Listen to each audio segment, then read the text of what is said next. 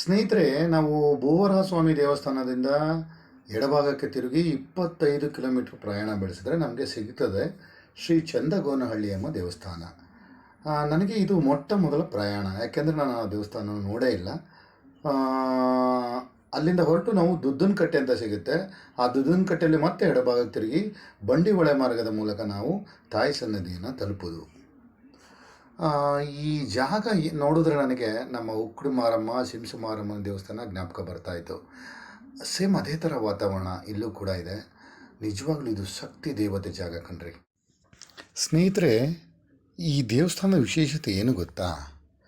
ನೀವೇ ತಾಯಿ ಗರ್ಭಗುಡಿಯನ್ನು ಪೂಜೆ ಮಾಡ್ಬೋದು. ನಿಜವಾಗ್ಲೂ ನೋಡಿ, ರಶ್ ಇದ್ದಾಗ ಮಾತ್ರ ಬಿಡಲ್ವಂತೆ ಆ ಥರ. ನೋಡಿ, ಕೆಳಗಡೆ ಇದ್ದಾರೆ ತಾಯಿ, ಕಾಣೋದಿಲ್ಲ ನಮಗೆ. ನಾವೇ ಗರ್ಭಗುಡಿಯಿಂದ ನಿಂತು ಪೂಜೆ ಮಾಡ್ಬೋದು.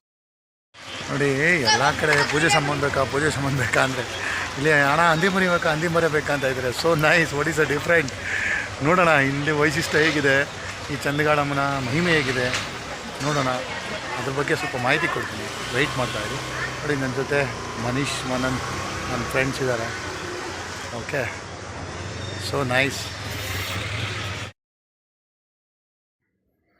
ನೋಡಿ ಸ್ನೇಹಿತರೆ, ನನ್ನ ಹಿಂದೆ ಒಬ್ಬ ವ್ಯಕ್ತಿ ನಿಂತಿದ್ದಾನಲ್ಲ, ಆ ವ್ಯಕ್ತಿ ಹಣ ಹಂದಿ ಮರಿಬೇಕಾ ಅಂತ ಕೂಗ್ತಾ ಇದ್ದ. ಸೊ ಏನಪ್ಪ ಇದು ಹಂದಿ ಮರಿಬೇಕಾಗ್ತಾಯಿತ್ತು ಅಂದಾಗ ನಾನು ಅದನ್ನು ಅಲ್ಲೇ ಸ್ವಲ್ಪ ವಿಚಾರಣೆ ಮಾಡಿದೆ. ಸೊ ಇಲ್ಲಿನ ಆಚರಣೆ ಪದ್ಧತಿ ನಂಬಿಕೆಗಳ ಮೇಲೆ ಅದು ನಿಂತಿದೆ. ಸೊ ಏನಪ್ಪ ಅದೇ ಅಂತಂದರೆ, ಈಗ ನಿಮ್ಗೆ ಯಾರೋ ತೊಂದರೆ ಕೊಡ್ತಾಯಿದ್ರೆ ಅವ್ರಿಗೂ ಕೂಡ ದೇವರು ತೊಂದರೆ, ಆ ತಾಯಿ ಅವ್ರಿಗೂ ತೊಂದರೆ ಮಾಡಲಿ ಅನ್ನೋ ರೀತಿಯಲ್ಲಿ ಅವ್ರ ಹೆಸರು ಹೇಳ್ಬಿಟ್ಟು ಏನಾರು ಹಂದಿ ಬಲಿ ಕೊಟ್ಟರೆ ಅವರು ಕೆಟ್ಟದ್ದಾಗುತ್ತಂತೆ ಅನ್ನೋ ಒಂದು ಮಾಹಿತಿನ ನಾನು ಕಲೆಕ್ಟ್ ಮಾಡಿದೆ. ಆಮೇಲೆ ಇಲ್ಲಿ ಎಲ್ಲ ಥರ ಮಾರಮ್ಮನ ದೇವಸ್ಥಾನಗಳಲ್ಲಿ ತಡೆ ಹೊಡೆಯೋದು ಎಲ್ಲನೂ ಕೂಡ ಇಲ್ಲೂ ಮಾಡ್ತಾರೆ. ಏನೇ ಆಗಲಿ ಸ್ನೇಹಿತರೆ, ನಮ್ಮ ಕೈಲಿ ಒಳ್ಳೇದು ಮಾಡೋಕ್ಕಾಗದೇ ಇದ್ರೂ ಪರವಾಗಿಲ್ಲ, ಆದರೆ ಕೆಟ್ಟದ್ದು ಮಾತ್ರ ಮಾಡೋಕ್ಕೆ ಹೋಗಬೇಡಿ. ಯಾಕೆಂದರೆ ಭಗವಂತ ಯಾವಾಗಲೂ ಒಳ್ಳೆಯದನ್ನೇ ಬೆಂಬಲಿಸೋದು, ಹೌದಲ್ವಾ? ಸೊ ಅಷ್ಟೇ. ಇನ್ನೆಲ್ಲ ಮಾಡ್ಕೊಳ್ಳೋದು ನಮ್ಮ ಕಲ್ಪನೆಗಳು, ಮೂಢನಂಬಿಕೆಗಳು ಅಷ್ಟೇ. ಸೊ ಸಾಧ್ಯ ಆದರೆ ಒಳ್ಳೇದು ಮಾಡಿ ಸ್ನೇಹಿತರೆ. ಅದಕ್ಕೆ ನಮ್ಮ ಭಾರತೀಯ ಸಂಸ್ಕೃತಿ ತುಂಬ ಡಿಫ್ರೆಂಟ್ ಅಂತ ಹೇಳೋದು. ಒಬ್ಬೊಬ್ರದ್ದು ಒಂದೊಂದು ಆಚಾರ, ಒಬ್ಬೊಬ್ರದ್ದು ಒಂದೊಂದು ವಿಚಾರಗಳಿರುತ್ತೆ, ಒಬ್ಬೊಬ್ರದ್ದು ಸಂಪ್ರದಾಯಗಳಿರುತ್ತೆ. ಏನೇ ಆಗಲಿ ಎಲ್ಲ ಕೊನೆಗೆ ದೇವ್ರನ್ನ ಬೇಡ್ಕೊಳ್ಳೋದು, ಒಳ್ಳೇದು ಮಾಡಪ್ಪ ಭಗವಂತ, ಚೆನ್ನಾಗಿಡಪ್ಪ ನನ್ನನ್ನು ಅಂತ ಕೇಳ್ತೀವಿ. ಸೊ ಅದೇ ಫೈನಲ್ಲು. ನಾವು ಮಾಡೋ ಪೂಜೆ ಡಿಫ್ರೆಂಟ್ ಆಗಿರುತ್ತೆ, ಅವ್ರವ್ರ ಆಚಾರ ವಿಚಾರ ಅವ್ರವ್ರಿಗೆ ಬಿಟ್ಟಿದ್ದು.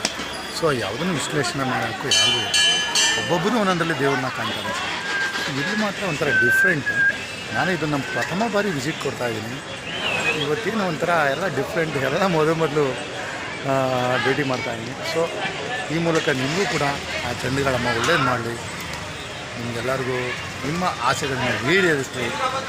ಸಾಧ್ಯ ಆದರೆ ನೀವು ಇಲ್ಲಿ ಬಂದು ಒಂದು ಭೇಟಿ ಕೊಡಿ ಅಂತ ಕೇಳ್ಕೊತಾಯಿದ್ದೀನಿ. ಥ್ಯಾಂಕ್ ಯು ಸ್ನೇಹಿತರೆ. ಈಗ ಈ ಕೇರ್ಪೇಟೆ ತಾಲೂಕಿನ ಚಂದಗಾಳಮ್ಮ ದೇವಸ್ಥಾನ ಬಿಟ್ಟು ಕೆಲವೇ ಕ್ಷಣಗಳು ಹೊರಡ್ತಾ ಇದ್ದೀವಿ. ಮುಂದಿನ ಪ್ರಯಾಣ ಇವತ್ತು ಡೈರೆಕ್ಟ್ ನಮ್ಮ ಮೈಸೂರಿಗೆ ಹೋಗ್ತಾ ಇದ್ದೀವಿ. ಸರಿ ಸುಮಾರು ನನ್ನ ಪ್ರಕಾರ ಇಲ್ಲಿಗೆ ಮೈಸೂರಿಂದ ಶ್ರೀ ಭೂದೇವಿ ಸಮೇತ ವರಹಾನಾಥ ಸ್ವಾಮಿ ದೇವಸ್ಥಾನ ಒಂದು 55 ಕಿಲೋಮೀಟ್ರ್ ಇದೆ ನಮ್ಮ ಮೈಸೂರಿಂದ. ಸೊ ಅಲ್ಲಿಂದ ಇಲ್ಲಿ ಒಂದು 25 ಕಿಲೋಮೀಟ್ರ್, ಹೆಚ್ಚು ಕಮ್ಮಿ ಇವತ್ತು 80 ಕಿಲೋಮೀಟ್ರ್ ಟ್ರಾವೆಲ್ಸ್ ಮಾಡಿದ್ದೀನಿ. ಏನೋ ಹೂವಿನಿಂದ ನಾರು ಸ್ವರ್ಗಕ್ಕೆ ಸೇರುತ್ತಲ್ಲ, ಹಾಗೆ ಇವರಿಂದ ಬಾಡಿಗೆಯಿಂದ ನಾನು ಕೂಡ ತಾಯಿ ದರ್ಶನ ಮಾಡ್ತಾಯಿದ್ದೀನಿ, ಭಗವಂತನ ದರ್ಶನ ಮಾಡಿದ್ದೀನಿ ಇವತ್ತು. ಸೊ ಇಲ್ಲಿಂದ ಹೊರಟಿದ್ದೀವಿ ಇನ್ನೇನು. ಈಗ ಹೊರಡಬೇಕಾದ್ರೆ ಇನ್ನೂ ಏನೇನು ನಿಮಗೆ ತಿಳಿಸೋಂಥ ವಿಚಾರಗಳಿದೆ ಮತ್ತೆ ವೀಡಿಯೋದಲ್ಲಿ ಕಂಟಿನ್ಯೂ ಮಾಡ್ತೀನಿ. ಹಾಗೆ ವೆಯ್ಟ್ ಮಾಡ್ತಾಯಿರಿ. ಓಕೆ. ಹಾಗೆ ದೇವಸ್ಥಾನದಲ್ಲಿ ನಮ್ಮ ಮನೀಶ್ ಅವರಪ್ಪ ಕಡಲೆಪುರಿ ಮತ್ತು ಹಸಿರು ಬಟಾಣಿನ ಪ್ರಸಾದ ಅಂತ ತಂದುಕೊಟ್ರು.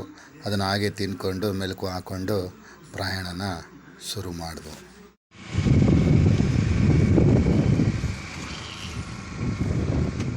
ಸ್ನೇಹಿತರೆ ನಮಸ್ಕಾರ.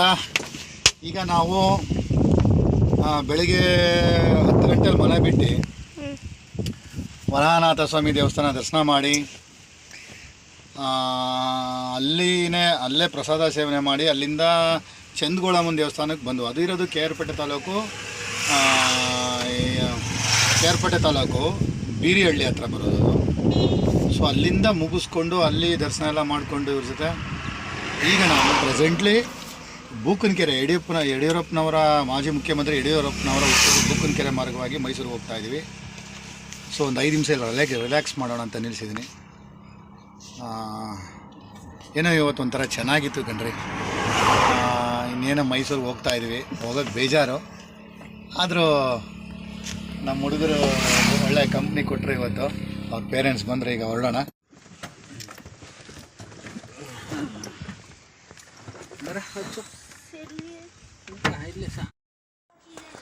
ಸ್ನೇಹಿತರೆ, ಇವತ್ತಿನ ಶ್ರೀ ಚಂದಗೋನಹಳ್ಳಿಯಮ್ಮ ದೇವಸ್ಥಾನದ ಮಾಹಿತಿ ನಿಮ್ಗೆ ಇಷ್ಟ ಆಗಿದ್ದರೆ, ನಾನು ಮಾಡಿರೋ ಈ ವಿಡಿಯೋ ನಿಮಗೆ ಮನಸ್ಸಿಗೆ ಸ್ವಲ್ಪನಾದ್ರು ಮುದ ಕೊಟ್ಟಿದ್ದರೆ ದಯವಿಟ್ಟು ಸಬ್ಸ್ಕ್ರೈಬ್ ಮಾಡ್ಕೊಳ್ಳಿ, ಲೈಕ್ ಮಾಡಿ, ಕಾಮೆಂಟ್ ಮಾಡಿ ನಾನು ತಿದ್ಕೊಳ್ಳೋದಿದ್ರೆ ದಯವಿಟ್ಟು ತಿದ್ಕೋತೀನಿ. ಸೊ ದಯವಿಟ್ಟು ನನಗೆ ಮೋರ್ ಸಬ್ಸ್ಕ್ರೈಬ್ಸ್ನ ಕೊಡಿ. Okay, thank you for watching my videos.